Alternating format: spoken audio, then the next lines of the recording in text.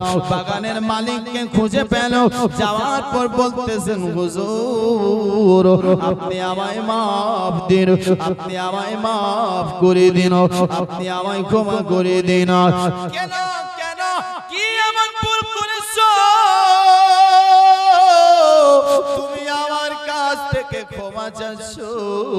বলছে হুজুর ভুল আমি এটা করেছি যে আপনার বাগান থেকে একটা সেপ আপনার যাচ্ছিল ভেসে নদী দিয়ে, হুজুর ওই সেপটাকে আপনাকে না বলে আমি খেয়ে ফেলেছি। হুজুর এই সেপটাকে আমি আপনাকে না বলে খেয়ে ফেলেছি, তাই আমি আপনার কাছে ক্ষমা চাইতে এসেছি, আপনি আমায় মাফ করে দিবেন। দোস্ত উনি যিনি ছিলেন বাগানের মালিক, উনিও সাধারণ মানুষ ছিল না, উনি হবেন গৌসে আজমের নানা। জোরে বলো, উনি হবে গৌসে পাকের নানা বেরাদার, যার নাম হলেন আব্দুল্লাহ সৌমি রহমাতুল্লাহ তাআলা আলাইহি। জোরে বলো। এই আব্দুল্লাহ সৌমি মনে মনে চিন্তা করতে লাগলো, আমার বাগান থেকে কত মানুষ ডাইরেক্ট গাছ থেকে তুলে নিয়ে সেপ নিয়ে যায়, আজ পর্যন্ত কেউ আসলো না, কেউ জিজ্ঞেস করলো না হুজুর আপনার বাগানের ফল আমি নিয়ে গেছি, আপনি আমায় মাফ করে দিন, আপনি আমায় ক্ষমা করে দিন। আর আজ এই ছেলেটা একটা সেপ, যেই সেপটা নদী দিয়ে ভেসে যাচ্ছিল, সেই সেপটা দুদিন বাদ পচে যেত, যেই সেপটা না হলে মাছ আপনার দরিয়ার মাছ খেয়ে ফেলতো, না হলে আপনার আর কোনো আপনার জন্তু খেয়ে নিত বেরাদার, কিন্তু সেই সেপটার আজ ক্ষমা চাইতে এসেছে। এই ছেলেটা কোনো সাধারণ ছেলে হতে পারে না, নিশ্চয় এই ছেলে কোনো আল্লাহর ওলি হবে। জোরে বলুন সুবহানাল্লাহ। দোস্ত আপনার বেরাদার তিনি বলছে বেটা শর্ত আছে, শর্ত একটা শর্ত মানতে হবে, আমি তোমাকে মাফ করতে পারি, ক্ষমা করতে পারি, আমি তোমাকে টাকা দেব না, আমি তোমাকে পয়সা দেব না, আমি তোমাকে বেতন দেব না, আমি তোমাকে কিছুই দেব না, বিনা বেতনে যে বাগানের সেব খেয়েছো এই বাগানে 12 বছর তোমাকে খিদমত করতে হবে। জোরে বলো কয় বছর? 12 বছর। আপনি আমি করব? আপনি আমি পারবো? হ্যাঁ, কোনদিন ভুল করে কোনদিন ভুলটাকে বুঝেছি যে আমি ভুল করেছি? আপনি আমি গৌসে পাকের দিওয়ানা, গৌসে পাকের মাস্তানা, কেমন আপনি আমি গৌসে পাকের মাস্তানা মুসলমান, একবারও আপনি আমি আল্লাহর ভয় কাটলাম না। আর এরা কত আল্লাহকে ভয় করেছে। গৌসে পাকের আব্বা আবু সালে মুসা জঙ্গি দোস রহমাতুল্লাহ তাআলা আলাইহি মনে মনে চিন্তা করতে লাগলো, একটা সেব কেজি সেব, এই সেবটার জন্য 12 বছর আমাকে মজদুরি করতে হবে, ও বেতন আপনার দেবে না, আপনার তার মজদুরি আমাকে দেবে না। কেমন করে বেরাদার 12টা তো বছর অল্প সময় নয়, অনেকটা লম্বা সময়। তবে চিন্তা করতে লাগলো, যদি এই 12টা বছর তার বাগানে মজদুরি না করি, আমাকে তো আপনার এই লোকটা মাফ করবে না, আমাকে ক্ষমা করবে না।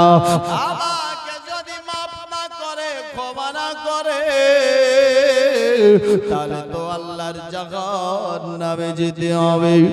না না না, আমি আল্লাহর জাহান্নাম থেকে বাঁচতে চাই, যেমনি হবে কষ্ট মষ্ট করে 12টা বছর কেটে নেব। 12 বছর আমি কি করব? মজদুরি করব।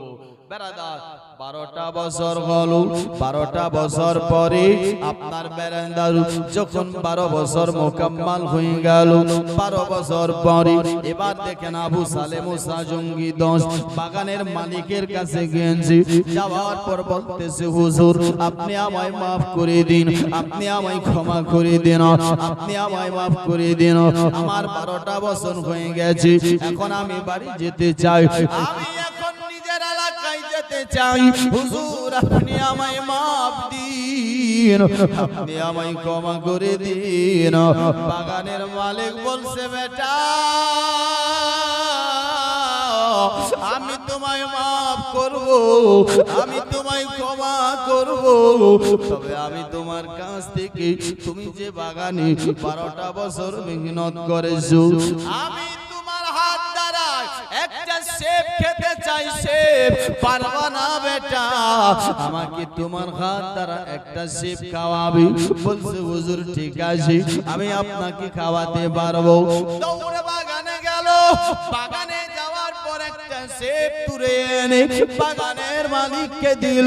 বাগানের মালিক সেবটা খেলো, সেবটা খেতে নয়, সেবের মধ্যে কোনো মিষ্টি ছিল না মুসলমান ভাই, সেবটা খেতে ভালো লাগেনি।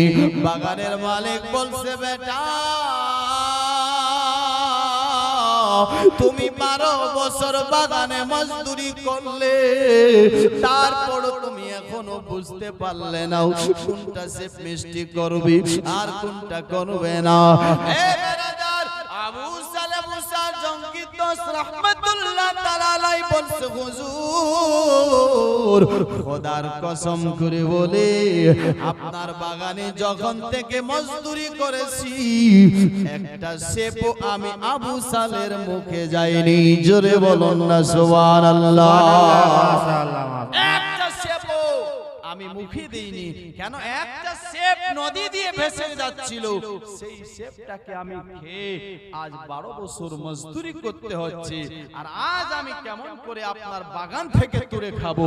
হুজুর এই জন্য আমি বুঝতে পারলাম না কোনটা সেব মিষ্টি হবে, কোনটা আপনার খারাপ হবে মিষ্টি করবে না।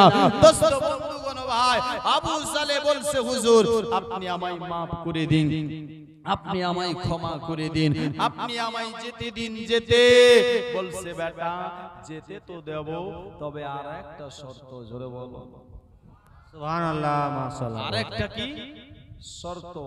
কি শর্ত?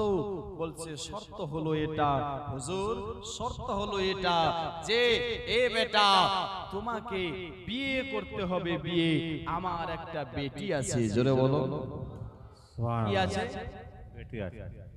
আবু সালেহ মুসা জঙ্গি দোস্ত রাহমাতুল্লাহ তাআলা আলাইহি আপনার চিন্তা করতে লাগলো বিয়ে করতে হবে, তবে বিয়ে তো করতে হবে, তবে শর্ত দিয়েছিলেন কি বেটা বিয়ে তুমি করবে আমার যে বেটির সঙ্গে এই বেটি হাত দিয়ে লুলি আছে, আমার বেটি পা দিয়ে লেংড়ি আছে, চোখ দিয়ে আন্ধি আছে, আমার বেটি কান দিয়ে শুনে না, আমার বেটি আপনার দেখতে ভালো না। আবু সালেহ তোমাকে আমার এই বেটির সঙ্গে আপনার বিয়ে করতে হবে, তুমি যদি বিয়ে করতে পারো আমি তোমাকে maaf করে দেব, আমি তোমায় ক্ষমা করে দেব। এবার আপনার চিন্তা করতে লাগলো যে আমি আপনার এমন একটি মেয়ের সঙ্গে কেমন করে আমার জিন্দগিটা কাটবো, কিভাবে আপনার কাটবো। কেন এই মেয়েটা আপনার বেড়াদার হাত দিয়ে কিছু করতে পারে না, মানে আমাকে আপনার রান্না করেও খাওয়াতে পারবে না, বোঝা যাচ্ছে। ও মেয়েটা পায়ে লেংড়ি আছে, মানে চলতেও পারবে না। ও মেয়েটা দেখতে ভালো না আছে, ওটা চলবে, কিন্তু মেয়েটা তো কান দিয়েও শুনে না, এবং কি মেয়েটা তো মুখ দিয়েও কথা বলে না, আমাকে তো কিছু বলতেও পারবে না, আমি বলবো তো শুনতেও পারবে না। এই মেয়েটাকে নিয়ে আমি জিন্দেগিটা কেমন করে কাটবো? এই বেরাদার এই চিন্তা করতে করতে আচানক তার চিন্তা হয়ে গেল কি আপনার বেরাদার আখিরাতের ব্যাপারে। বেরাদার কি চিন্তা হলো, যদি মেয়েটাকে বিয়ে না করি তাহলে তো আল্লাহর জাহান্নামে যেতে হবে, 50,000-এর একটা দিন হবে। এ বাবাজি সূর্যটা 1.5 হাত উপরে আসবে, সবাই নফসি নফসির আলমে থাকবে, আপনার সবাই কারো গাম হাঁটু পর্যন্ত হবে, কারো কমর পর্যন্ত হবে, কারো বুক পর্যন্ত হবে, কেউ আপনার হাবুডুবু করবে, ও এত গরম হবে মাছ ফেলে দিলে জ্বলে আপনার খাক হয়ে যাবে। আবু সালেহ চিন্তা করে 50 সূর্যটা 1.5 হাত উপরে আর সূর্য একটা আছে, সেই দিন তো বাবা 12টা সূর্য হবে, কেমন করে বাঁচবো বলো? আপনি আমি বাঁচতে পারবো না। তাই এ আবু সালে চিন্তা করে, যদি আমি আজ আপনার এই মেয়েটাকে বিয়ে না করি, তাহলে তো আমাকে সেই তাপ, সেই কষ্টটা আমাকে সহ্য করতে হবে, আমাকে সেই কষ্টের মধ্যে যেতে হবে, আমাকে জাহান্নামের মধ্যে দেওয়া হবে, জাহান্নামের লোকের বনে যাব। তাই যেমনি হবে কষ্ট মষ্ট করে এই 40টা বছর 60টা বছর এই মেয়েটাকে নিয়ে কেটে দেব, আর 50,000 বছরের দিনটা আসান করে নেব। বেশক বেশক সুবহানাল্লাহ, বহুত খুব সুবহানাল্লাহ। বস আপনি কি ভাবলে আখেরা, আর আপনি আমি ভাবি দুনিয়া। হে বারাদার, এই দুনিয়া আপনাকে পিটাবে আর জাহান্নামের দিকে নিয়ে যাবে। দুনিয়াকে ভালোবেসে শরাব পান করেছেন, দুনিয়াকে ভালোবেসে জেনা করেছেন, দুনিয়াকে ভালোবেসে আপনার বারাদার গরিবের হক মেরে খেয়েছেন, দুনিয়াকে ভালোবেসে সুদ খেয়েছেন, দুনিয়াকে ভালোবেসে লটারি কেটেছেন। এই দুনিয়াটা বলবে তোমরা সবাই আমাকে ভালোবেসে আজ তোমরা কি করেছিলে? আমাকে ভালোবেসে শরাব পান করেছিলে, চলো আমার সাথে তোমরা জাহান্নামে। এই দুনিয়াটাকে বুড়ি বানানো হবে, একটা জাহান্নামে আপনাকে নিয়ে যাবে। দুনিয়াটাকে বলবে যখন যে তুমি তো জাহান্নামী, দুনিয়া বলবে আল্লাহ আমি একাই কেন, আমাকে ভালোবেসেছিল, বেশে শরাব পান করেছিল, উনাকেও নিয়ে চলো। আমাকে ভালোবেসেছিল, গরিবকে আপনার কতল করেছিল, উনাকেই নিয়ে চলো। আমাকে ভালোবেসেছিল, আপনার কি করেছিল, ভাই হয়ে ভাইকে কতল করেছিল, আল্লাহ উনাকেও নিয়ে চলো। এই দুনিয়া সবাইকে নিয়ে যাবে জাহান্নামে। বাঁচতে যদি চান দুনিয়াটাকে ভুলে যান। দুনিয়া আপনার বেরাদার, দুনিয়াকে মোহাব্বত না করে আল্লাহ এবং আল্লাহর রাসূলের সঙ্গে মোহাব্বত করুন, এক আল্লাহকে রাজি করুন। খোদার কসম বেরাদার, যে 1.5 হাত উপর সূর্যটা আপনাকে আমাকে কেউ বাঁচাতে পারবে না। এক আল্লাহকে ভয় করে নামাজে 5 ওয়াক্ত আপনি সঙ্গে করে নিয়ে যান, খোদার কসম দুনিয়ার কেউ আপনাকে বাঁচাতে পারবে না এই সূর্যের তাপ থেকে। কিন্তু 5 ওয়াক্ত নামাজ যদি সঙ্গে করে নিয়ে যান, এই 5 ওয়াক্ত নামাজ সেই দিন সূর্যটার ছায়া বনে যাবে। সুবহানাল্লাহ। সেই দিন এই সূর্যটার ছায়া বনে যাবে। কিন্তু আপনি আমি নামাজ পড়ি না, নিজেকে বলি গৌসে আজমের দিওয়ানা, গৌসে আজমের মস্তানা, গৌসে আজমের প্রেমিক। কেমন তুমি গৌসে পাকের প্রেমিক, কেমন তুমি গৌসে পাককে ভালোবাসো, গৌসে পাকের দিওয়ানা। নামাজ ছাড়তে পারে না, নবীর প্রেমিক নামাজ ছেড়ে দিতে পারে না। কেন? যে নবী আমার বলেছে নামাজ হলো আমার চোখের ঠান্ডা, যে নামাজ পড়বে আমাকে শান্তি দেবে, যে নামাজ পড়বে আমার আপনার চোখে ঠান্ডা পৌঁছাবে। আপনি তো আপনি আমি তো নামাজকে ছেড়ে দিয়ে রাসূলুল্লাহকে কষ্ট দিচ্ছি। হে বারাদার, ছন্দর মাধ্যমে বলছিলাম যে আল্লাহকে তো সবাই দেখতে চায়, মুসা নবীও দেখতে চেয়েছিল, বলেছিলেন আল্লাহ আমি দেখব। আল্লাহ বলেছিলেন লান তারানি, তুমি আমায় দেখতে পারবে না, তুমি আমায় দেখতে পারবে না। মুসা বারবার বলেছিল, হে বারাদার দেখতে পারেনি, তবে একটা ঝলক দিয়েছিল কুহে তুর পাহাড়ে। বারাদার এই ঝলকে কুহে তুর পাহাড় আপনার জ্বলে আংরা হয়ে গিয়েছিল, মুসা নবী বেহুশ হয়ে গিয়েছিল। বারাদার এখান থেকে বোঝা গেল দুনিয়ার মানুষের আপনার আল্লাহকে দেখা ক্ষমতা রাখে না, আল্লাহকে দেখতে পারে না, আপনি আমি দেখতে পারি না।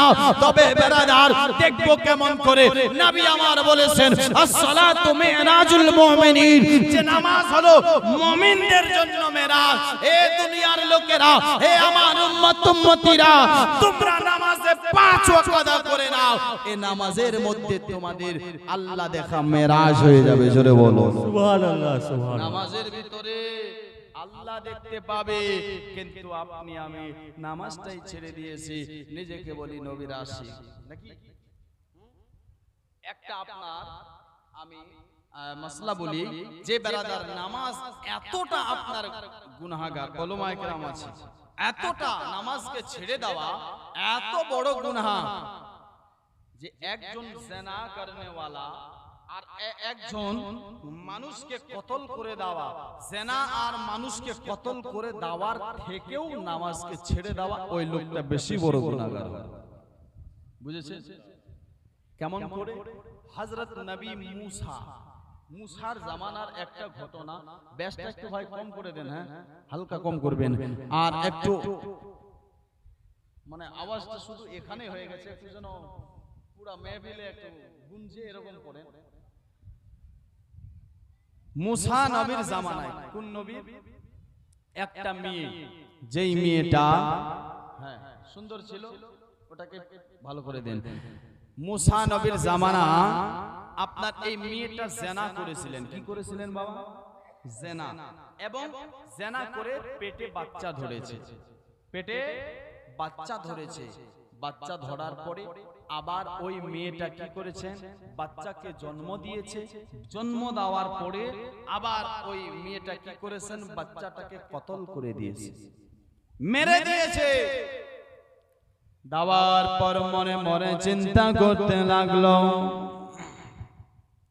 আমি তো ভুল করেছি। নিজেকে এহসাস হতে লাগলো, আল্লাহর কাছে ক্ষমা চাইতে হবে, আল্লাহর কাছে মাফ চাইতে হবে। আপনার এই মেয়েটা কি করলেন জানেন? নবী মুসার কাছে গেল, যাওয়ার পর বলছেন, হুজুর এমন এমন ব্যাপার, আমি এই ভুলটা করেছি, আপনি আপনার আল্লাহর কাছে আপনার সুপারিশ করতে থাকেন, আমি আপনার তওবা করব, আমি আল্লাহর কাছে তওবা করতে চাই, আপনি সুপারিশ করেন, আপনি আমার জন্য দোয়া করেন, আল্লাহ যেন আমায় মাফ করে দেয়, আল্লাহ যেন আমায় ক্ষমা করে দেয়।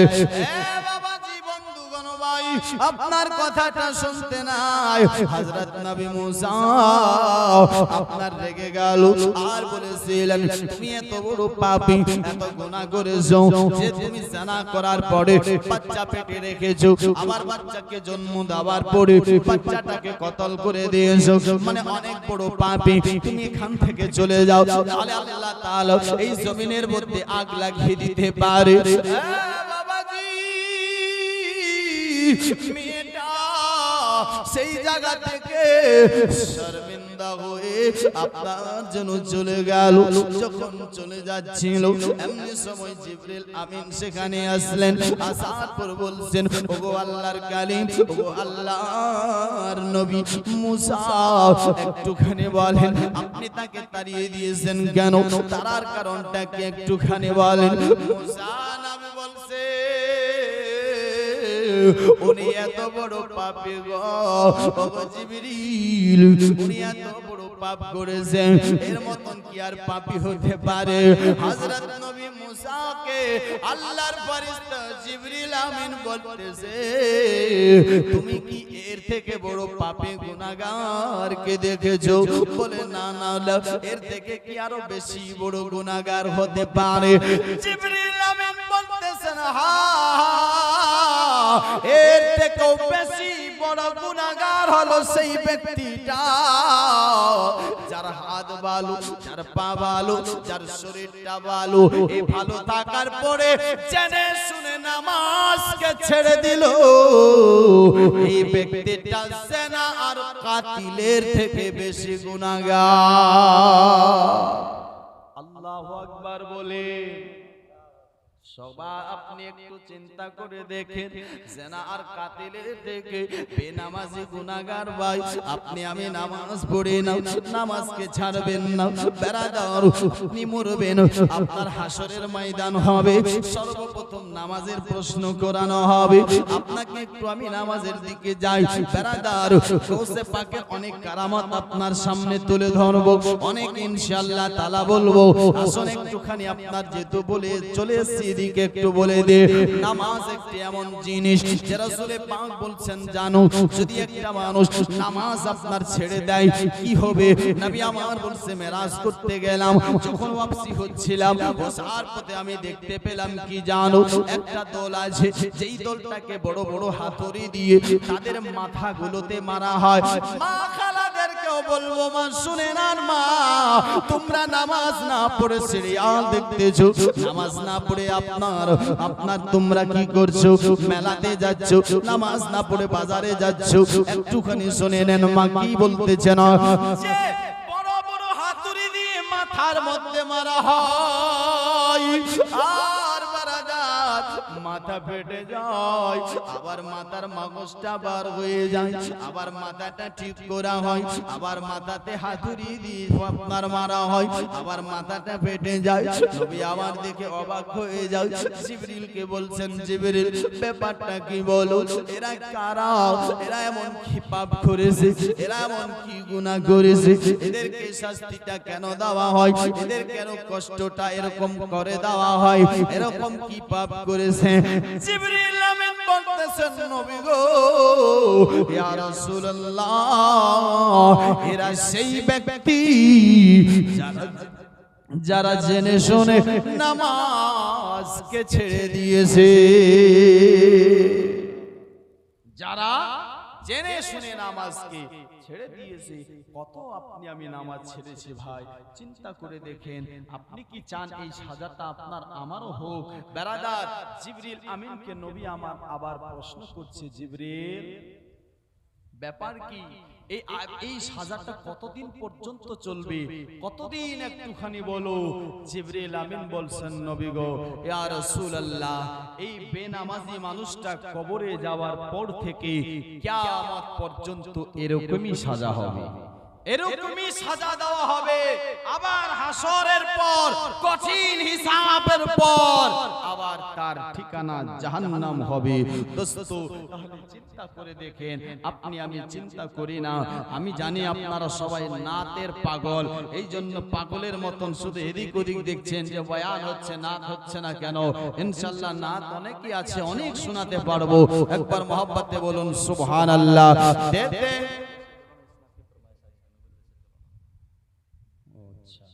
যেটা ফরমাইশ ইনশাআল্লাহ ওটাই প্রথমে বলে দিচ্ছি, নবীর দেশে চলো না, একটু জোরে বলো না। কেউ বললেন, হেসে দিলেন, হয়ে গেল। সুবহানাল্লাহ।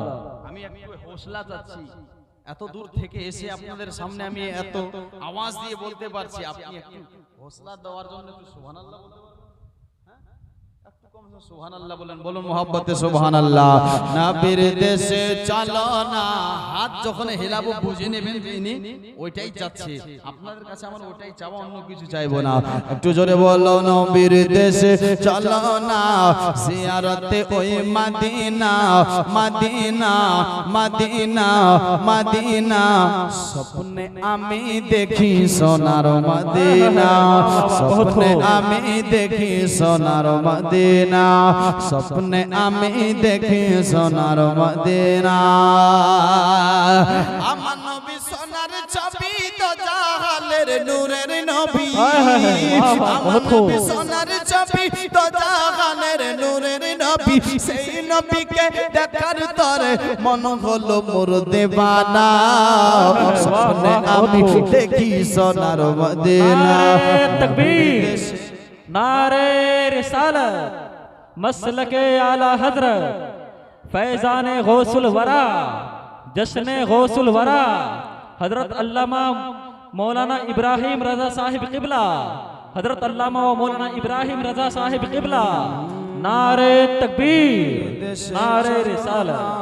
जियारत ओए मदीना, मदीना, मदीना, सपने आमी देखी सोनार मदीना, सपने आमी देखी सोनार मदीना।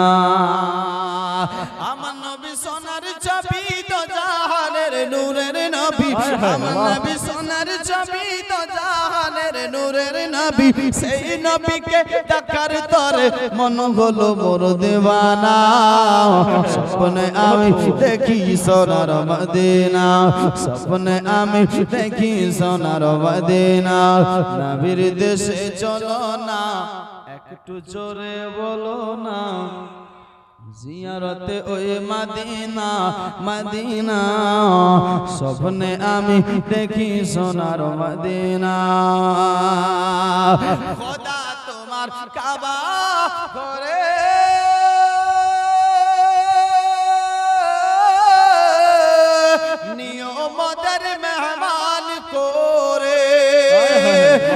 শ্রোতাদের আশা আল্লাহ, হে শ্রোতাদের আশা আল্লাহ, হে শ্রোতাদের আশা আল্লাহ কবুল করো রব্বানা।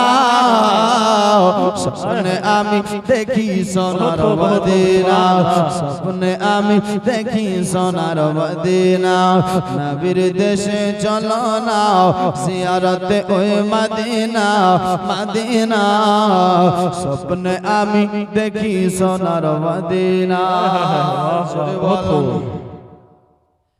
আত্মীয় স্বজন দাওয়াত দিয়ে খায় বলে ডেকে ডেকে, আত্মীয় স্বজন দাওয়াত দিয়ে খায় বলে ডেকে ডেকে, আজ ভুল করেছি ক্ষমা করো, ভুল করেছি ক্ষমা করো, ভুল করেছি ক্ষমা করো, যাব আমি মদিনা, স্বপ্নে আমি দেখি সোনার মদিনা, স্বপ্নে नारे रिसालत मसलक आला हजरत जश्न गौसुल वरा मुकर्र बंगला ज़ुबान जनाब इब्राहिम रजा साहिब क़िबला हजरत अल्लामा मौलाना इब्राहिम रजा साहिब क़िबला। नारे तकबीर, नारे रिसालत। अल्लाहुम्मा सल्ली मौलाना मोहम्मद वअला आले सय्यिदिना वअला आले सय्यदना मौलाना मोहम्मद। আসুন বেরাদার মুআজ্জাজ সাবাইনে কিরাম একটুখানি এগিয়ে যায়। আমি বলতেছিলাম কি আবু সালে মুসা জঙ্গি, জোরে বলুন, বুঝতে পেরেছেন? আবার যেখানে ছেড়েছিলাম আবার সেখানে চলে আসলাম। আবু সালে মুসা জঙ্গি দোস্ত রাহমাতুল্লাহ তাআলা আলাইহি বলতেছে কি যেমনি করে হোক কষ্ট মষ্ট করে আমি এই মেয়েটার সঙ্গে 60-70 বছর জিন্দেগি কেটে নেব, তারপর আমার বাকি আপনার হাসর আপনার আসান হয়ে যাবে, 50,000-এর দিনটাকে আপনার আসান করে নিতে পারবো। এ বাবাজি, এরা ছিলেন আল্লাহওয়ালা, এরা ছিলেন আপনার আল্লাহওয়ালা। কেমন আল্লাহওয়ালা দেখেন, আপনার রাজি হয়ে গেল বিয়ে করার জন্য, বিয়ে করার জন্য যখন রাজি হলো, বিয়ে পড়ানো হলো, মেয়েটার নাম ছিল উম্মুল খায়র ফাতেমা, জোরে বলুন না সুবহানাল্লাহ। আবার বলছে বেটা যাও যাও, আজ তোমার মেয়ে আপনার আমার বেটির সঙ্গে যে আপনার উম্মুল খায়র ফাতেমার সঙ্গে নিকাহ হয়ে গেল, তুমি যাও তোমার স্ত্রীর সঙ্গে মোলাকাতটা করে আসো, তোমার স্ত্রীর সঙ্গে সাক্ষাৎ করে নাও, তোমার স্ত্রীর সঙ্গে আপনার দেখা করে নাও, তুমি তোমার স্ত্রীর সঙ্গে কথাবার্তা বলতে পারো। এবার দাঁড়ো, এবার দেখেন আপনার চলে যাচ্ছেন, দেখিয়ে দিলেন অমুক ঘরের ভিতরে আছে, চলে যা ঘরের মধ্যে যাওয়ার পরে আপনার সেখানে দেখতেছে যে আপনার মেয়েটা যে তার আপনার শ্বশুর আব্বা বলেছিল, হাত আপনার লিউলি আছে, পা আপনার লেংড়ি আছে, চোখ দিয়ে দেখতে পারে না, দেখতে অতটা ভালো না, কিন্তু যাওয়ার পর দেখছে সবকিছু ভালো, দেখতে এত আলো, যার আলোতে যার চেহারা দিয়ে উজ্জ্বল দ্বারা ঘর আলো হয়ে গেছে, জোরে বলুন সুবহানাল্লাহ। তিনি সেই জায়গা থেকে ওয়াপসি হয়ে গেল, আপনার ওয়াপসি হয়ে যাওয়ার পরে আবার আপনার চলে এসেছে, আব্বাজি আব্বাজি আপনি আমায় কার কাছে পাঠিয়েছেন, ওটা তো আপনার মেয়ে হতে পারে না। বলছে কেন? বলছেন আব্বা আপনি বলেছেন হাত ভালো না, কিন্তু হাত ঠিক আছে, আপনি বলেছেন পা ভালো না, পা ঠিক আছে, আপনি বলেছেন চোখ ভালো না, আপনার চোখ ঠিক আছে, সব তো ঠিক আছে, দেখতেও খুব সুন্দর আছে। ওগো আব্বাজি আমি হয়তো আবার ভুল করতে যাচ্ছিলাম, হুজুর আপনার পেটে কোথায় একটুখানি বলেন। আবু সালে মুসা জঙ্গি তো গৌস রহমতুল্লাহ তাআলা আলাইকে তার শ্বশুর আব্বা আপনার বলছেন বেটা আবু সালেহ এটাই হলো আমার বেটি উম্মুল খার ফাতেমা। জোরে কি বলা যাবে সুবহানাল্লাহ। বড় পীর আব্দুল কাদের জিলানের জিলানী তোমার নামের গুণে আগুন হইয়া যায় পানি, আগুন হইয়া যায় পানি, আগুন হইয়া যায় পানি। তাই বরফের আব্দুল কাদের জিলানের জিলানী তোমার নামের গুণে আগুন হইয়া যায় পানি, আগুন হইয়া যায় পানি। একবার মোহাব্বতে বলুন সুবহানাল্লাহ। এটা কে যাচ্ছে? হ্যাঁ চলে যাবে?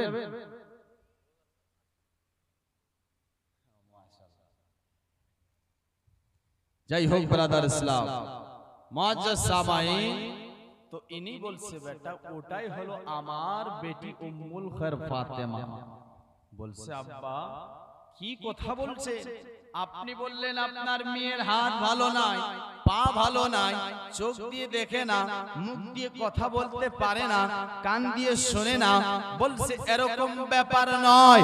হে বেটা আবু সালেহ, আমি এই জন্য বলেছিলাম এই চোখ দিয়ে দেখতে পারে না, এই চোখ দিয়ে কোনো গায়ের মাহরুম কোনো অন্য পুরুষকে আপনার দেখেনি, এই চোখ দিয়ে কোনোদিন খারাপ জিনিসের দিকে তাকায়নি, এই চোখ দেখেছে তো একমাত্র কোরআনকে দেখেছে। জোরে বলো। চোখ দেখেছে তো কোরআনের দিকে তাকিয়েছে, কোরআন আপনার দেখেছে।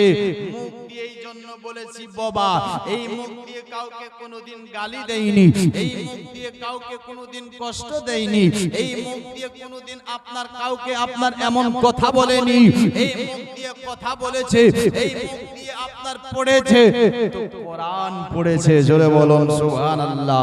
অন্য কিছু পড়েনি। এই জন্য বলেছিলাম যে মুখ আপনার বোবা আছে। বলে হুজুর ওগো আব্বা জান, আপনি যে বলেছিলেন পা লেংড়ে আছে, আপনার পাওটা তো ভালো আছে বেটা, আমি জন্য বলেছিলাম পাটা লেংড়ে আছে, পা দিয়ে চলতে পারে না, এই পা দিয়ে কোনোদিন মেলাতে যায়নি, এই পা দিয়ে হেঁটে কোনোদিন বাজারে যায়নি, এই পা দিয়ে কোনোদিন হেঁটে খালাতো ভাইয়ের সঙ্গে যায়নি। আর আপনার আমার মা বোনেরা খালাতো ভাই মামাতো ভাইয়ের সঙ্গে না গেলে ভালো লাগে না।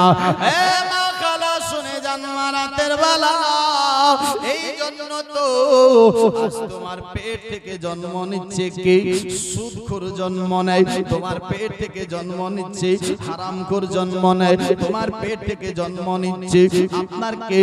যিনি আপনার লটারি কাটে, তোমার পেট থেকে জন্ম নিচ্ছে গরিবের হক মেরে খায়, তোমার পেট থেকে জন্ম নিচ্ছে। একটু শুনে যান মা রাতের বেলা, জালসা শুনলে শুধু হবে না, আমল করতে হবে। মা উম্মুল খায়র ফাতেমা কে ছিল আর তুমি কে আছো? ও মা কালো, তুমি পেটের মধ্যে বাচ্চা রেখে আপনার কি করতেছো?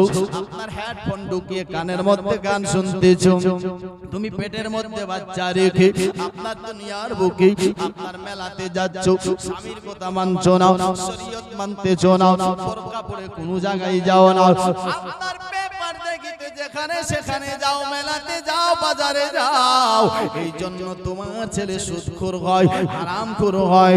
কিন্তু উম্মুল খায়র ফাতেমা যিনি পা দিয়ে হেঁটে কোনো জায়গায় যায়নি, যিনি আপনার খারাপ কাজ করেনি, যিনি আপনার কোনোদিন পেপার দেখে হয়নি, যিনি কোরআন পড়াকে ভুলেনি, এত কোরআন পড়তেন, গৌসে আজম পেটের মধ্যে আছে।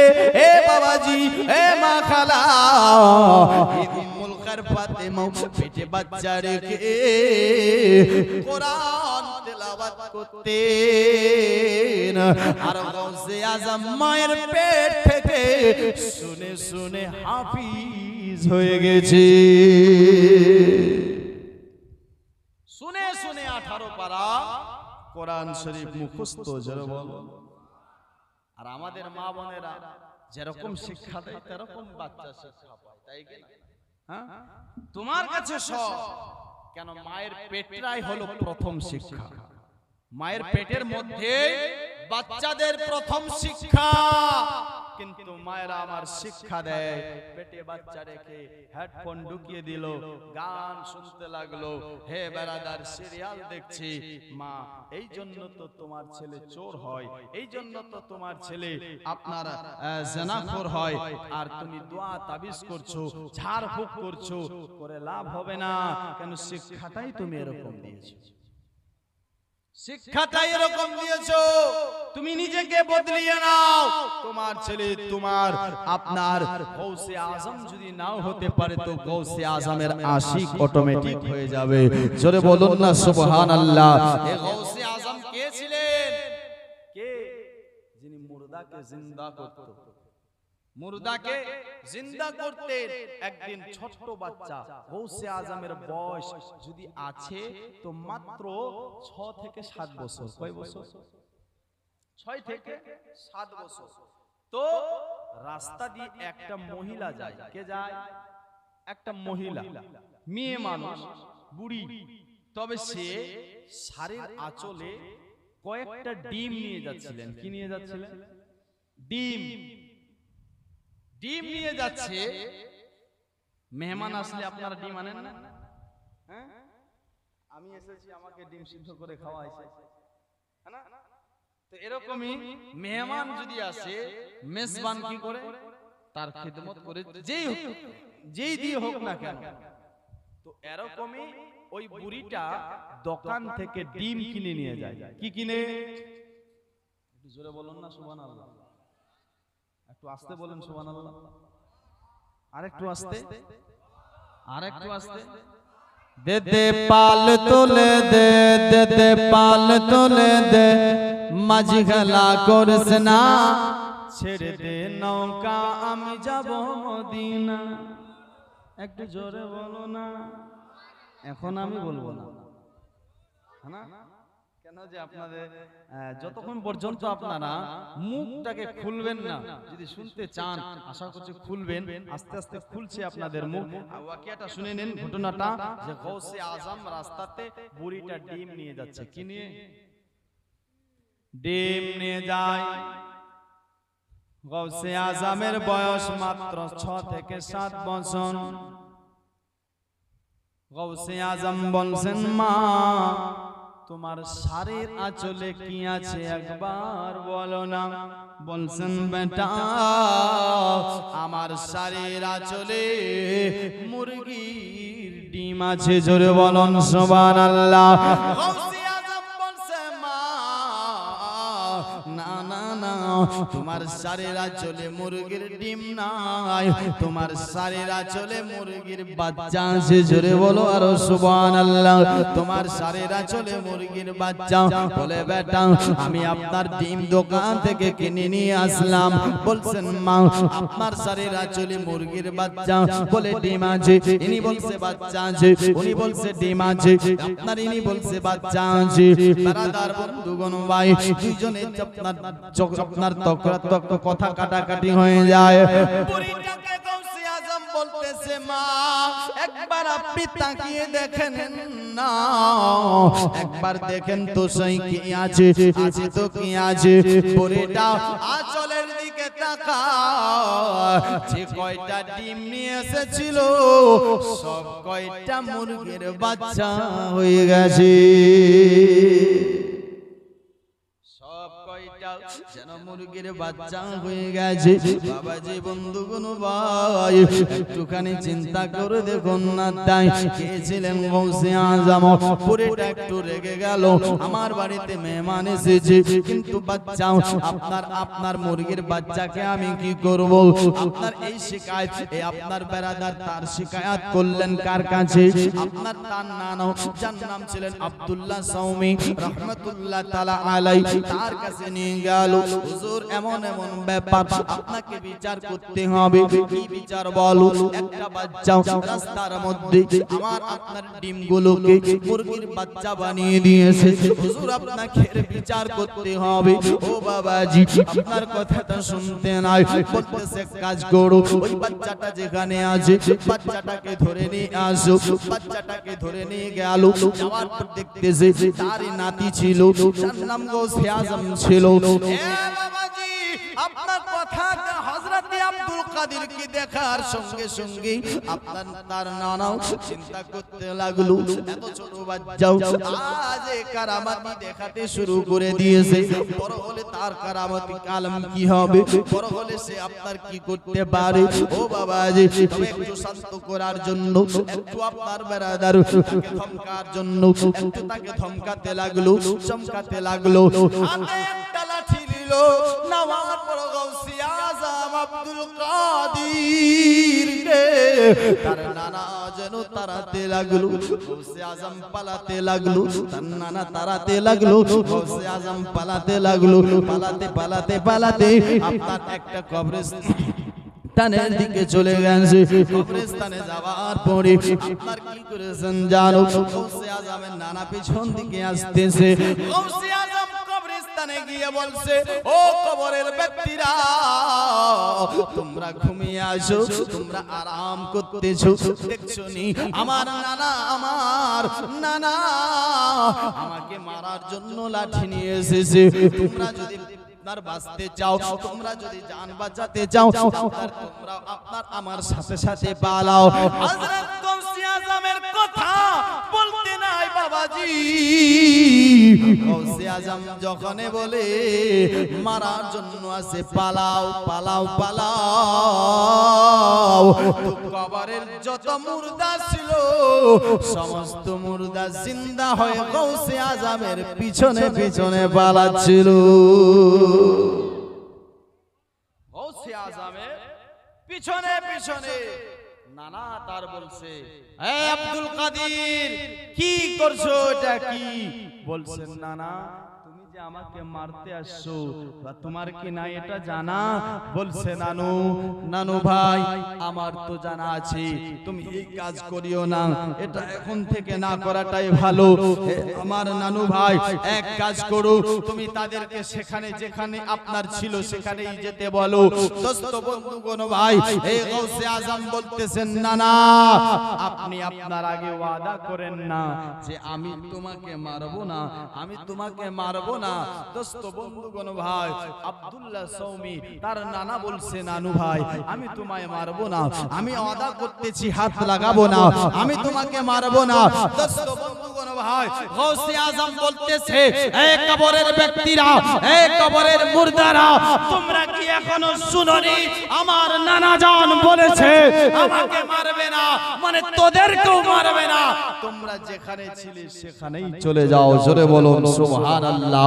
দোস্ত আবার তারা চলে গেল নিজ কবরে। তাহলে চিন্তা করে দেখুন, এ তো আপনার গৌসে আজম ছিল, নবীর গোলামের গোলামের গোলামের গোলাম ছিল, নবীর গোলামের আলম যদি হয় তাহলে চিন্তা করে দেখুন আপনার আমার দয়ার নবী মুস্তাফার আলম কি হবে।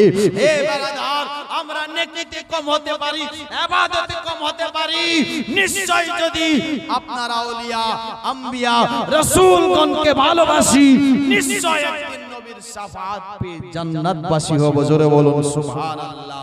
কবি বলছে তাই দে দে পাল তুলে দে, জোরে বলুন মাঝ গলা করিস না। আওয়াজটা কমে গেছে ভাই, একটু বাড়ান না। দে দে পাল তুলে দে মাঝি হেলা করিস না, ছেড়ে দে নৌকা আমি যাব মদিনা, ছেড়ে দে নৌকা আমি যাব মদিনা, আমি দেখব মদিনা, আমি যাব মদিনা, আমি দেখব মদিনা, আমি যাব মদিনা, আমি দেখব মদিনা, আমি যাব মদিনা। নূরের রোশনীতে দুনিয়া গেছে বাড়ি, কেন বলছো আস্তে করে, বলো না জোরে জোরে। নূরের রোশনীতে দুনিয়া গেছে বড়ে, নূরের রোশনীতে দুনিয়া গেছে বড়ে, সে নবীর বাতি জ্বলে মুমিনের অন্তরে, সে নবীর বাতি জ্বলে মুমিনের ঘরে ঘরে, সে নবীর বাতি জ্বলে মুমিনের অন্তরে। দয়াল নবীর যার সাথে, দয়াল নবী যার সাথে, দয়াল রাসূল যার সাথে, তার কিসের ভাবনা। ছেড়ে দে নৌকা আমি যাব মদিনা, আমি দেখব মদিনা, আমি যাব মদিনা, আমি দেখব মদিনা, আমি যাব মদিনা, আমি দেখব মদিনা, আমি যাব মদিনা। মক্কায় নবী আলো মা আমেনার ঘরে, হাসলে গাজার মানিক কাঁদলে মুক্তাঝরে, হাসলে গাজার মানিক কাঁদলে মুক্তাঝরে, হাসলে গাজার মানিক কাঁদলে মুক্তাঝরে। মক্কায় নবী আলো মা আমেনার ঘরে, হাসলে গাজার মানিক কাঁদলে মুক্তাঝরে, হাসলে গাজার মানিক কাঁদলে মুক্তাঝরে। দয়াল মুর্শিদ যার সাথে, দয়াল মুর্শিদ যার সাথে, দয়াল মুর্শিদ যার সাথে, তার কিসের ভাবনা। আমার হৃদয় মাঝে কাবা নয়নে মদিনা, আমার হৃদয় মাঝে কাবা নয়নে মদিনা, আমি দেখব মদিনা, আমি যাব মদিনা। কে কে শুনবেন না হাত তোলেন।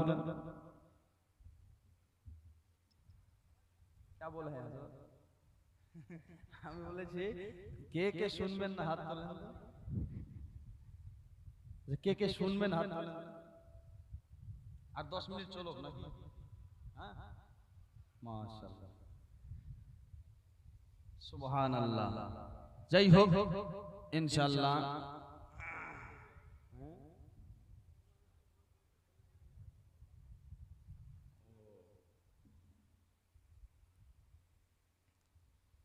শুনবেন তো সবাই শুনবেন? আচ্ছা সবাই না, যে একটা লোক 1100 টাকা দিয়ে দেবে। 11 শরীফের মেহফিল কিন্তু এটা। হ্যাঁ আসেন কেউ? 11 শরীফের মেহফিল 1100 টাকা আমি চেয়েছি একজন ভাই। সে দেখেন সর্বপ্রথমে কি নাম আপনার? ফারুক আলম। মায়ের নারে তাকবীর। এটাই আওয়াজ ভাই। উনি যে দিল একটু উনাকেও জজবা দেন, উনিও একটু খুশি হোক। নারে তাকবীর, নারে রিসালাত, নারে রিসালাত। ফারুক আলম ভাই আমার 1100 টাকার দাতা। আল্লাহ এনার দানকে কবুল করো, মনের আশা পূর্ণ করো, জিন্দেগীর বালা মুসিবতকে দূর করো। সুবহানাল্লাহ। 1100 টাকা তো আমার ভাইজান দিলেন, তো ইনার একজন সঙ্গী কে হতে পারবে না? এত বড় মজমা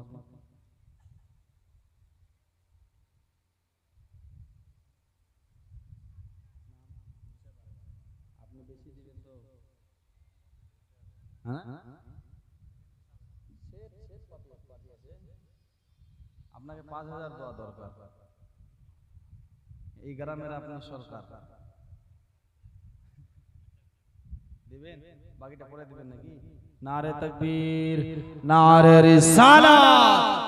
মুসাইব আলম ভাই আমার 5000, 1100 নগদ, বাকিটা বাকি। দোয়া করব আল্লাহ যেন ওনাকে না তৌফিক দেওয়ার ফাঁকি, হ্যাঁ না?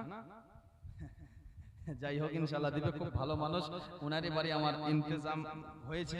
হ্যাঁ আমি উনার মেহমান, উনি আমার মেজবান। সুবহানাল্লাহ। যাই হোক খুব সুন্দর। দুইজন হয়ে গেছে, তো গৌসে পাককে ভালোবাসনে ওয়ালা আরেকজন হবেন না? 3 নম্বর একজন পিছন থেকে এদিকে নাই, একটা 1100 টাকা দেনেওয়ালা যে আমি 1100 টাকা দিলাম, গৌসে পাককে ভালোবাসলাম, গৌসে পাককে ভালোবেসে আমি 1100 টাকা দিলাম। এ বাবাজি, কত টাকা কত পয়সা আপনি আমি শেষ করে দিয়েছি। আজ গৌসে পাককে ভালোবেসে 1100 টাকা দেব। কেন গৌসে পাক আপনার বলেছেন কি যে আমাকে সেই ব্যক্তিটাই মোহাব্বত করবে যাকে আমি গৌসে আজম চাইব। কার নাম গৌসে আজম ছিল? বেরাদার, যিনি আপনার মুর্দাকে জিন্দা করে এই গৌসে আজমের মোহাব্বতে 1100 টাকা চেয়েছি ভাই না একজনের কাছ থেকে আর নেব। তারপর আমি বক্তব্যকে এগিয়ে নিয়ে যাব। গৌসে আজম বাগদাদ শরীফের মাদ্রাসাতে আর গৌসে পাকের মাদ্রাসায় একটা বুড়ি তার বেটাকে নিয়ে গেছে মাদ্রাসাতে আপনার দাখলা করছে। ও আব্দুল কাদের, ও বেটা, আমার এই বেটাকে আমি তোমার মাদ্রাসায় দিলাম, আমার বেটাকে তোমাকে শিক্ষা দিতে হবে, শিক্ষা। বাবাজি, বন্ধুগণ ভাই, গৌসে আজম আব্দুল কাদের জিলানী আপনার বলছেন মা ঠিক আছে, আপনার চিন্তা করতে হবে না, আপনার চলে গেল। বাচ্চাটাকে রেখে সেখান থেকে বাড়িতে চলে আসলো। 1-2 মাস পরে আবার মনটা উঠে গেছে বাচ্চাকে দেখব, বাচ্চাকে একটু দেখতে যাব, আমার বাচ্চা কেমন আছে।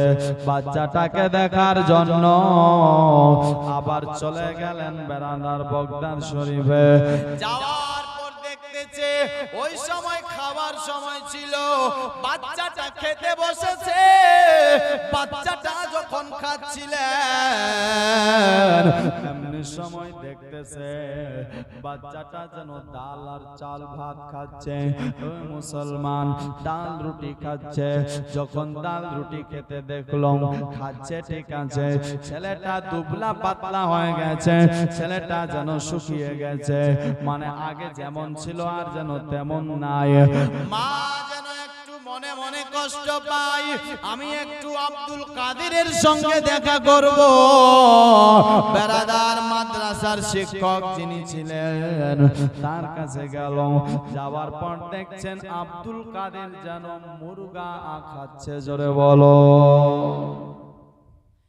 আব্দুল কাদের মুরগা খায় আর আমার ছেলে ওদিকে ডাল রুটি খায়।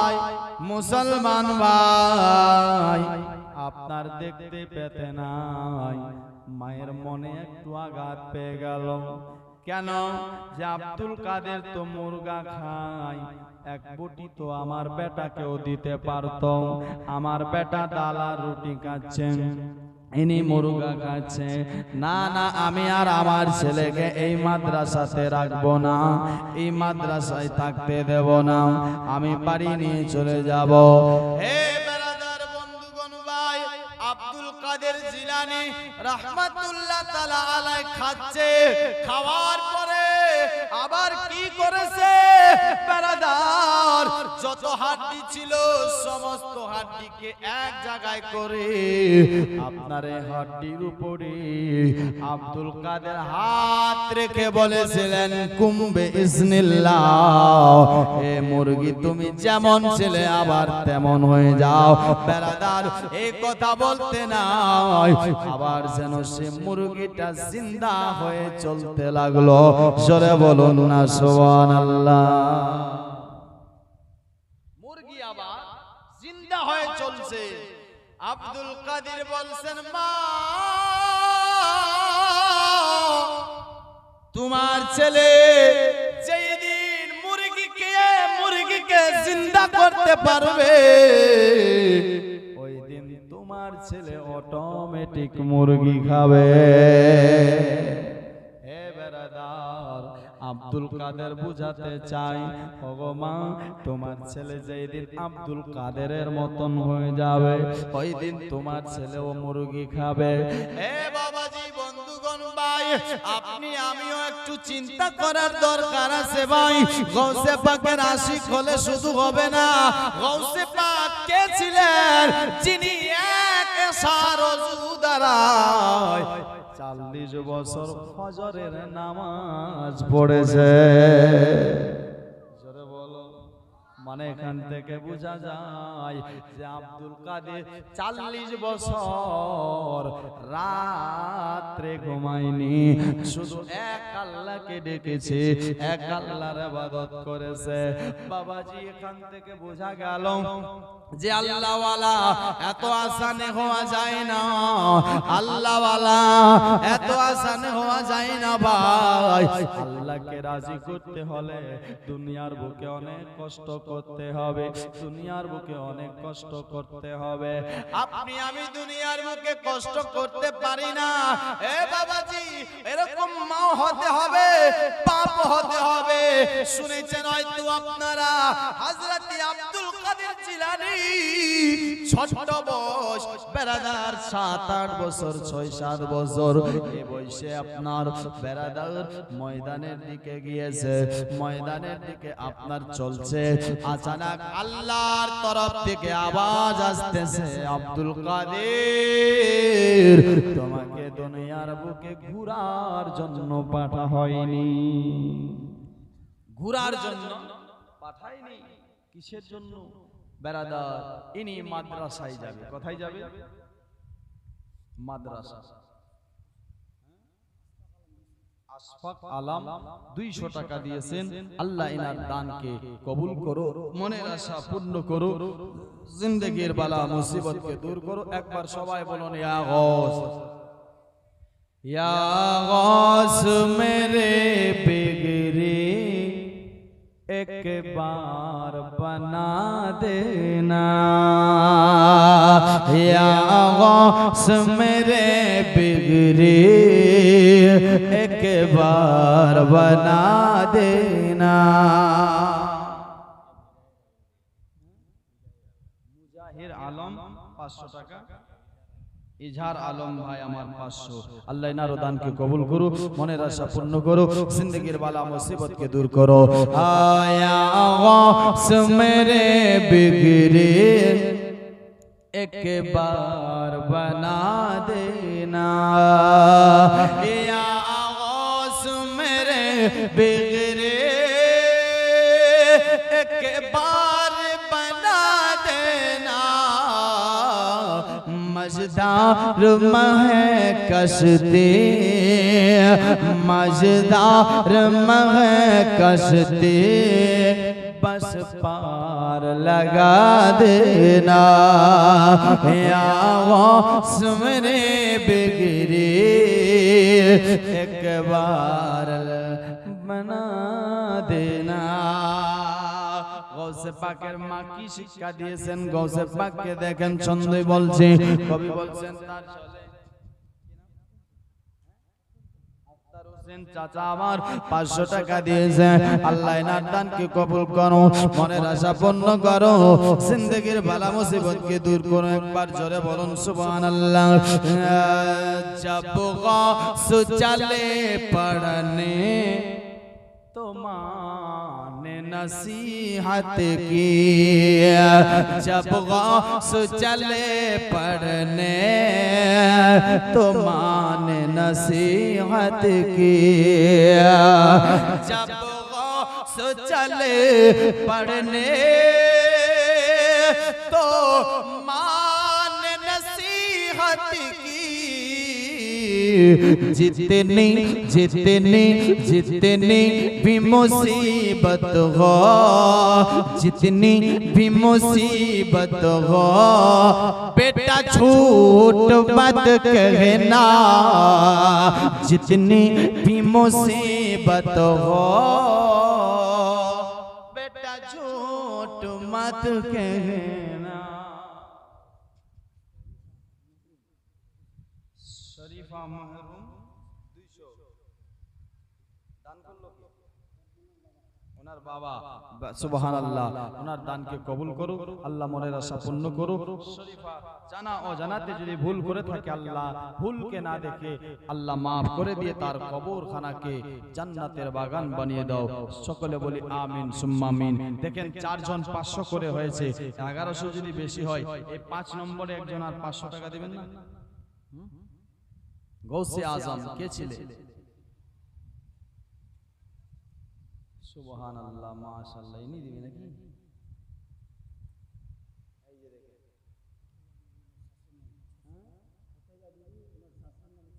ফতেজা বিবি ওনার শাশের নামে 600 টাকা। আল্লাহ এনার দানকে কবুল করো, মনের আশা পূর্ণ করো, জিন্দেগীর বালা মুসিবতকে দূর করো। সুবহানাল্লাহ, আল্লাহ এনার দানকে কবুল করো, মনের আশা পূর্ণ করো, জিন্দেগীর বালা মুসিবতকে দূর করো। আল্লাহ দানকারীর পালানো একজন মা আমার 200 টাকা দিয়েছে। আল্লাহ সঞ্জিরি খাতুন আপনার 100 টাকা দিয়েছে। আল্লাহ এনার দানকে কবুল করো, মনের আশা পূর্ণ করো, জিন্দেগীর বালা মুসিবতকে দূর করো।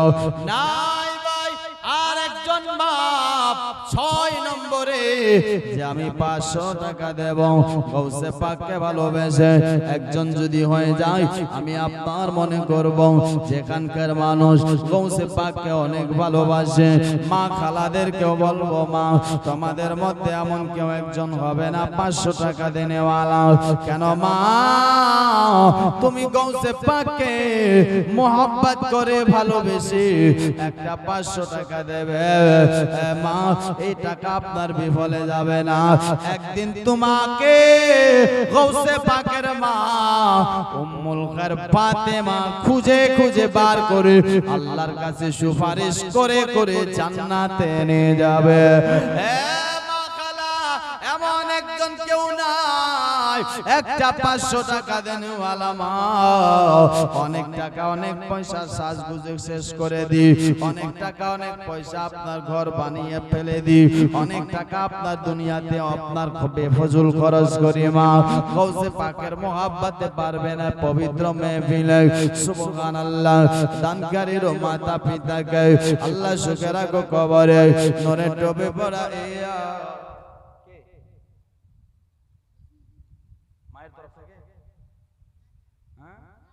দাদির তরফ থেকে 300 টাকা দিয়েছে, মায়েদের তরফ থেকে আল্লাহ এনার দানকে সেলিমউদ্দিন মরহুম নারে তাকবীর নারে রিসালাত সুবহানাল্লাহ। দেখেন আপনার সেলিমউদ্দিনের নামে 500 টাকা দিয়েছেন।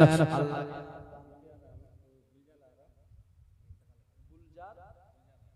আলম ইন্তেকাল করেছেন, তার নামে কে দিল?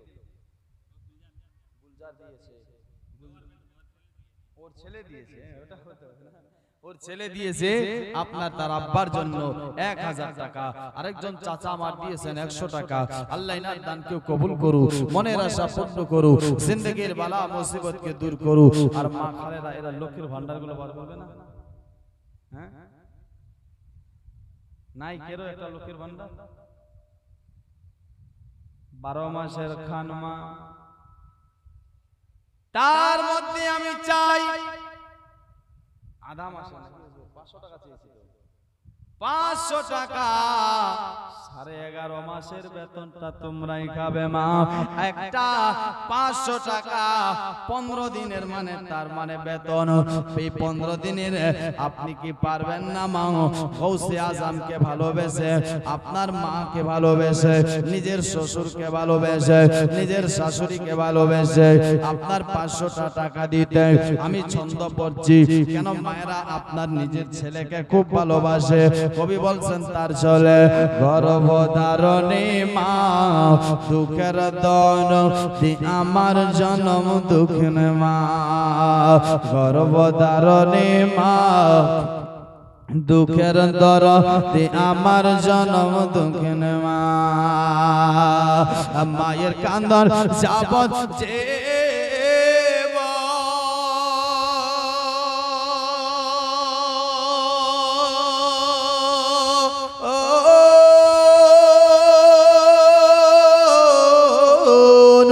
2-4 মাসে বোনের কাঁদন রে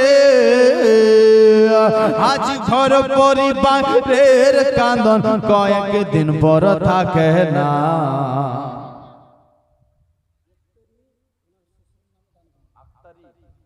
আক্তারি একজন মা আমার তার শ্বশুরের নামে আপনার 500 টাকা